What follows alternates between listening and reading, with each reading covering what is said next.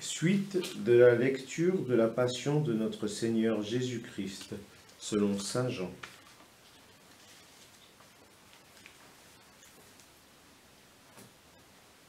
Ils se saisirent de Jésus, et lui-même, portant sa croix, sortit en direction du lieu dit le crâne, ou calvaire, qui se dit en hébreu Golgotha.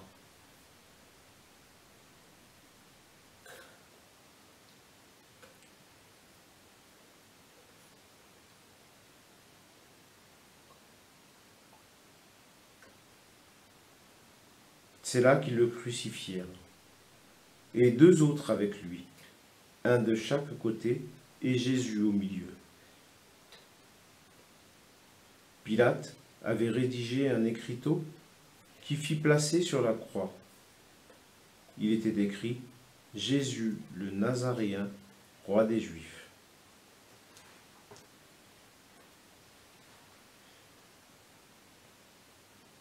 Beaucoup de Juifs lurent cet écriteau, parce que l'endroit où on avait crucifié Jésus était proche de la ville, et que c'était écrit en hébreu, en latin et en grec.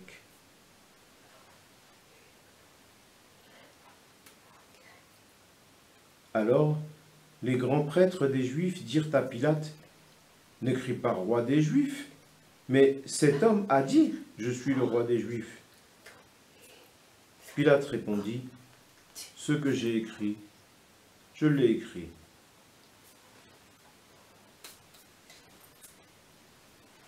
Quand les soldats eurent crucifié Jésus, ils prirent ses habits. Ils en firent 4 parts, une pour chaque soldat. Ils prirent aussi la tunique. C'était une tunique sans couture, tissée tout d'une pièce de haut en bas. Alors ils se dirent entre eux, « Ne la déchirons pas, désignons par le sort celui qui l'aura. » Ainsi s'accomplit la parole de l'Écriture. Ils se sont partagés mes habits. Ils ont tiré au sort mon vêtement. C'est bien ce que firent les soldats. Or, près de la croix de Jésus se tenait sa mère et la sœur de sa mère, Marie, femme de Cléophas, et Marie-Madeleine.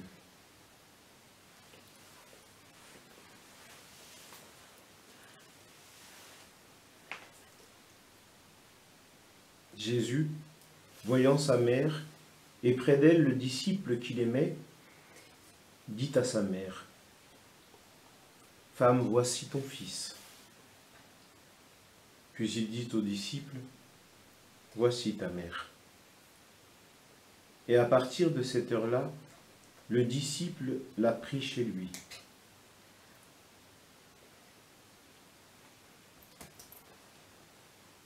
Après cela, sachant que tout désormais était achevé pour que l'Écriture s'accomplisse jusqu'au bout, Jésus dit, « J'ai soif. » Il y avait là un récipient plein de boisson vinaigrée. On fixa donc une éponge remplie de ce vinaigre à une branche d'hysope et on l'approcha de sa bouche.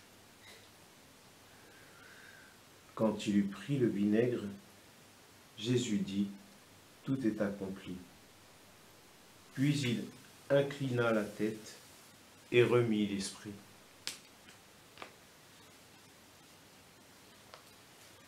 Comme c'était le jour de la préparation, c'est-à-dire le vendredi, il ne fallait pas laisser les corps en croix durant le sabbat, d'autant plus que ce sabbat était le grand jour de la Pâque.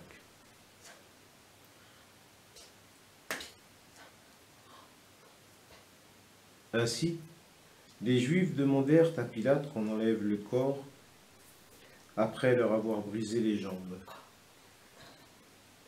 Les soldats allèrent donc briser les jambes du premier, puis de l'autre homme crucifié avec Jésus. Quand ils arrivèrent à Jésus, voyant qu'il était déjà mort, ils ne lui brisèrent pas les jambes. Mais un des soldats, avec sa lance, lui perça le côté, et aussitôt il en sortit du sang et de l'eau.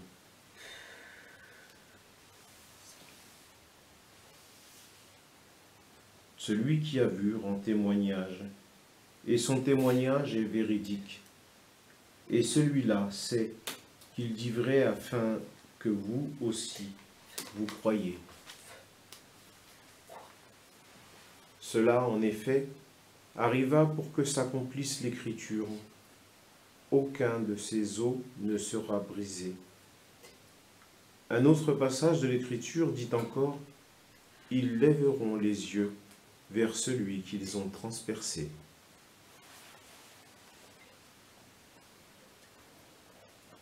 Après cela, Joseph d'Arimathie, qui était aussi le disciple de Jésus, mais en secret, par crainte des Juifs, demanda à Pilate de pouvoir enlever le corps de Jésus. Et Pilate le permit.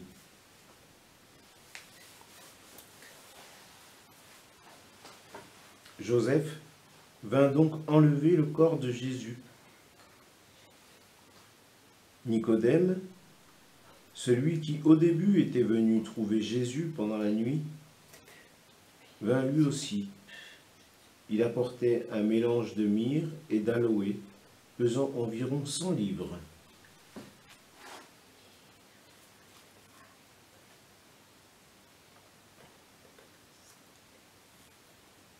Ils prirent donc le corps de Jésus, qu'ils lièrent de linge, en employant les aromates selon la coutume juive d'ensevelir les morts.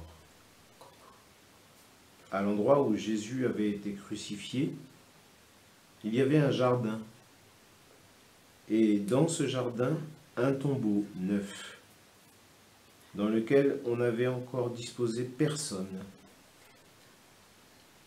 À cause de la préparation de la Pâque juive, et comme ce tombeau était proche, c'est là qu'ils déposèrent Jésus.